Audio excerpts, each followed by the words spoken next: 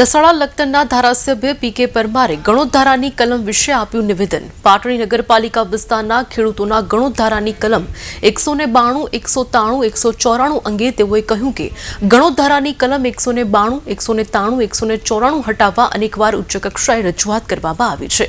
જોકે આ જ મામલે પાટડી, જરવાલા, સૂરજપુરા, નવરંગપુરા, હિંમતપુરા, નારાયણપુરાના નારાજ ખેડૂતો દ્વારા ટ્રેક્ટર રેલીનું આયોજન થયું. ખેડૂત હિત રક્ષક સમિતિ દ્વારા સુરેન્દ્રનગર કલેક્ટર કચેરીએ કલેક્ટરને આ અંગે રજૂઆત કરાશે.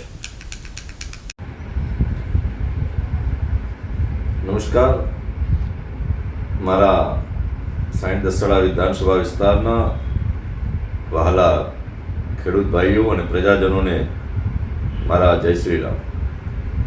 હાલ ગુજરાતનું વિધાનસભાનું બજેટનું સત્ર ચાલી રહ્યું છે, જેમાં હાજરી આપવી અનિવાર્ય છે, જેના કારણે આપ સૌને રૂબરૂ મળી શકાતું નથી. ત્યારે વિડીયોના માધ્યમથી આપને મળવાનો પ્રયત્ન કરી રહ્યો છું. મિત્રો, 20મી ફેબ્રુઆરીએ રાજ્યના મુખ્યમંત્રી માનનીય ભૂપેન્દ્રભાઈ પટેલ સાહેબના નેતૃત્વમાં નાણામંત્રી માનનીય કનુભાઈ દેસાઈ મારફત ગુજરાતના જગતના તાત, અન્નદાતા ખેડૂતોની આવક વધે, યુવાનોને રોજગારી મળે, મહિલાઓ સશક્ત બને, તેમજ ગરીબોના જીવનમાં સુખાકારી પ્રાપ્ત થાય, એટલા માટે ગરીબલક્ષી બજેટ, ગુજરાતના વિકાસ માટે, વિકસિત ગુજરાતના સંકલ્પો સાકાર કરતું બજેટ રૂપિયા 3,70,250 કરોડનું ઐતિહાસિક બજેટ માનનીય મુખ્યમંત્રી શ્રી તેમજ નાણામંત્રી શ્રીએ રજૂ કર્યું છે. એના માટે એક ધારાસભ્ય તરીકે માનનીય મુખ્યમંત્રી શ્રી અને નાણામંત્રી શ્રીને અભિનંદન આપું છું.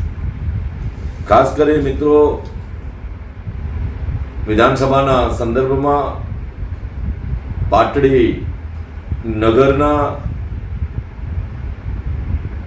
જે સીમ જમીનના ગણોદ્ધારાનો પ્રશ્ન છે, ખાસ કરીને 192, 194 ના સંદર્ભમાં 2014 સુધી આ જમીન એ જૂની શરત ગણવામાં આવતી હતી, પરંતુ 2014 પછીના કલેક્ટરે ખોટું અર્થઘટન કરી અને આ તમામ જમીનો એ નવી શરત ગણવા માટેના હુકમ કર્યા. આપ સૌના આશીર્વાદથી 2022ની અંદર ધારાસભ્ય તરીકેનું મને સૌભાગ્ય પ્રાપ્ત થયું. આ ગણોદ્ધારાનો પ્રશ્ન એ મેં માનનીય મુખ્યમંત્રીશ્રીને રજૂ કર્યો. માનનીય મુખ્યમંત્રીશ્રીએ મહેસૂલ સચિવને સૂચના આપી અને એનું નિરાકરણ કરવા માટે ગણોદ્ધારા 192-93ની જે જમીનો છે એ તમામ જમીનોને કેસ ટુ કેસ એનો નિકાલ કરવા માટે કલેક્ટરને 2022ની અંદર લેખિત સૂચના આપી. પરંતુ જે કલેક્ટર મારફતે કેસો ચાલી રહ્યા છે તેમાં ખેડૂતો પાસે તેઓ કાયમી ગણોત્યા હતા કે સંરક્ષિત ગણોત્યા હતા, અથવા તો કૃષિ પંચમાં જે કેસ ચાલી ગયા હોય, પટ ભરાયેલા હોય, તમામ આધાર પુરાવા એ માંગવામાં આવતા હતા. અને સ્વાભાવિક રીતે જ વર્ષો જૂનો આ પ્રશ્ન હોય એ ખેડૂતો પાસે ઉપલબ્ધ ન હોય, એના કારણે આવા ખેડૂતોને એમની જમીન જૂની શરત ગણવા માટેનો જે એમનો હક છે એમાં નિર્ણય લઈ શકાતો નહોતો. તાજેતરમાં માનનીય મુખ્યમંત્રી શ્રી ભૂપેન્દ્રભાઈ પટેલ સાહેબને આ વિષય પર મેં વાત કરી. માનનીય મુખ્યમંત્રીશ્રીએ અગ્ર સચિવને સૂચના આપી અને તાત્કાલિક ધોરણે આ 192 અને 193ના પ્રશ્નનો નિરાકરણ માટેની સૂચના આપી.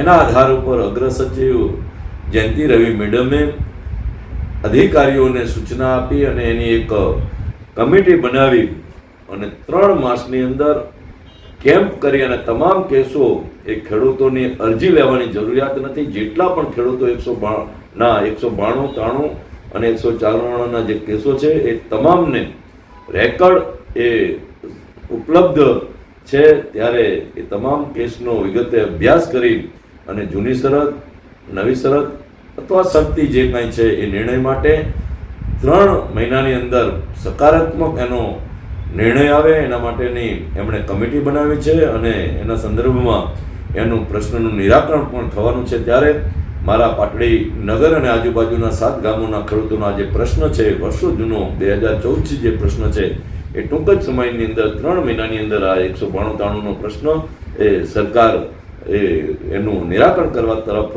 કામગીરી કરી રહી છે.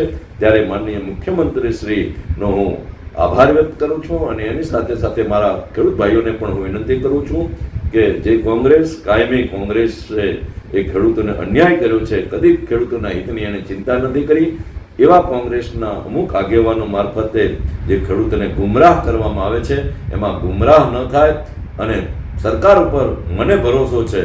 ત્યારે સરકાર આ દિશામાં પ્રયત્ન કરી રહી છે. 3 મહિનામાંનું નિરાકરણ થવાનું છે. ત્યારે આપ સૌને વિનંતી કરું છું કે આપ પણ 3 મહિના માટે આ સરકાર ઉપર ભરોસો રાખો તો 100% હું તમને ખાતરી આપું છું કે 3 મહિનાની અંદર આ પ્રશ્નનું નિરાકરણ આવવાનું છે. આભાર.